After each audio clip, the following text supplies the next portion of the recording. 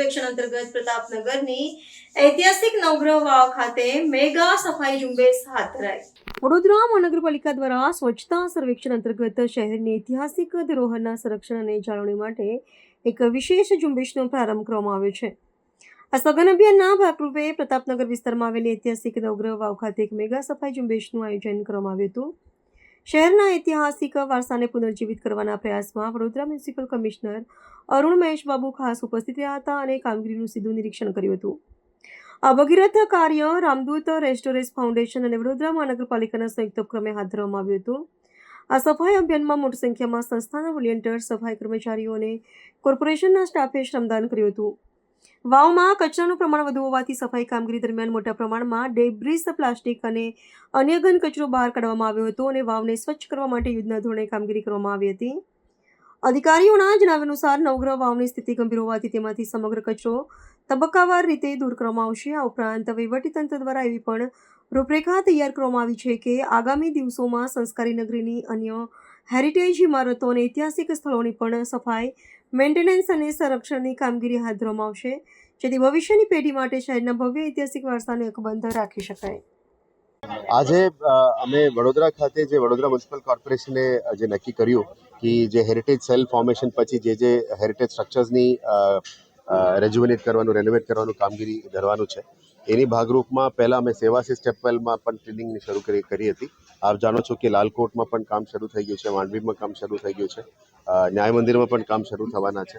આ જ ભાગરૂપે સેવાસી સ્ટેપવેલમાં અમે લગભગ 2 અઠવાડિયા પહેલાં ત્યાં બધું જે કચરો છે એ બધું કાઢી નાખવામાં આવ્યું અને જે ઐતિહાસિક ધરોહર છે એને રેન્યુએટ કરીને પ્રોટેક્ટ કરવાનું કામગીરી શરૂ કરી છે। હવે એને એક ફિઝિબલ વર્કિંગ મોડલમાં પણ લઈ જવાની અમે નક્કી કર્યું છે। સેકન્ડ, એ જે સ્ટેપવેલ છે અત્યારે છે એ પણ વડોદરામાં લગભગ 150 વર્ષ જૂના સ્ટેપવેલ છે। આનું બધું ડિટેલ્સ બહાર લખવામાં આવ્યું છે, મંદિર પણ બની ગયું છે।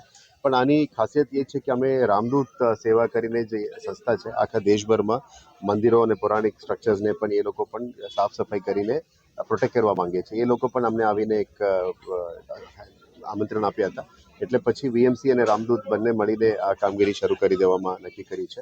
હવે નક્કી કર્યું છે કે વડોદરાની અંદર જેટલા પણ સ્ટેપવેલ્સ છે, પૌરાણિક સ્ટ્રક્ચર્સ છે, મંદિરો છે અથવા કોઈ પણ ધર્મના કોઈ પણ ઐતિહાસિક સ્ટ્રક્ચર હશે, મસ્જિદ હશે, જે પણ છે એ બધાને અમે પ્રોટેક્ટ કરવા માટે મહેનત તો કરવાના છે। આ જ ભાગરૂપમાં આજે સ્ટેપવેલ ક્લિનિંગમાં આપ જોઈ રહ્યા છો કે જે પાણીનું સ્ત્રોત અહીંયા ઉપર સુધી છે, પણ સમયના લીધે ઘણા બધા કચરા ભરી ગયો છે, કોઈ કન્સ્ટ્રક્શન ડેબ્રી પણ આવી ગયું છે। આ બધાને અમે શુદ્ધિકરણ કરવાનું જે પહેલ છે એને હાથ ધરી છે અને નેક્સ્ટ ફેઝમાં આને ક્લિયર કર્યા પછી નેટ લગાવીને ક્લોઝ કરીશું અને આ જગ્યાને પણ થોડું એન્ક્લોઝ કરીને એક હેરિટેજ સ્ટ્રક્ચર તરીકે પણ જાહેરનામા કરીને આ કામગીરીને આગળ લઈ જવા માંગીએ છીએ। એક સારું વિષય છે કે વીએમસીના ઇનિશિયેટિવ પછી અત્યારે ઘણા બધા સંસ્થાઓ આપણને અપ્રોચ કરી રહ્યા છે।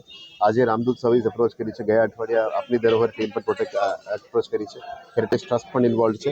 આશા રાખીએ કે આવનારા દિવસોમાં એક મુવમેન્ટ તરીકે એ બને અને આખા વડોદરાની અંદર જે પૌરાણિક ધરોહરો છે એને અમે સાથે મળીને પણ પાછા લાવી શકીએ અને આ વડોદરાની ઇતિહાસને અમે પાછા રિસ્ટોર કરી શકીએ, એવા આશાથી આ કામગીરી શરૂ કરવામાં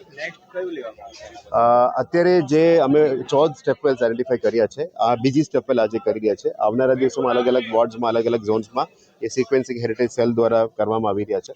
આના સાથે સાથે સ્ટેપવેલ સિવાય પણ પૌરાણિક જે પણ સ્ટ્રક્ચર્સ છે આ બધાને લિસ્ટ આઉટ કર્યું છે।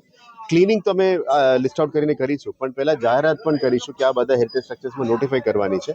એક સારો ન્યૂઝ છે કે જે અમે હેરિટેજ સેલ ફોર્મ કર્યા પછી રાજ્ય સરકાર તરફથી પણ હેરિટેજ કન્ઝર્વેશન કમિટીનું અપ્રુવલ પણ આપવામાં આવી ગયું છે, એટલે હેરિટેજ કન્ઝર્વેશન કમિટીમાં અમે બધા જે સ્ટ્રક્ચર્સ અમે પ્રપોઝ કરીશું, જાહેરનામા બહાર પાડીશું, આના આધારે સિક્વન્સમાં અમે નોટિફિકેશન કરીને એક કરીને પણ હેરિટેજ સ્ટ્રક્ચરમાં લેવામાં આવશે। એ ઇમારત આપ જોઈશું એ જર્જરિત છે જ, હવે એને સુધારો કરવા માટે અમે આ કામ લીધેલા છે।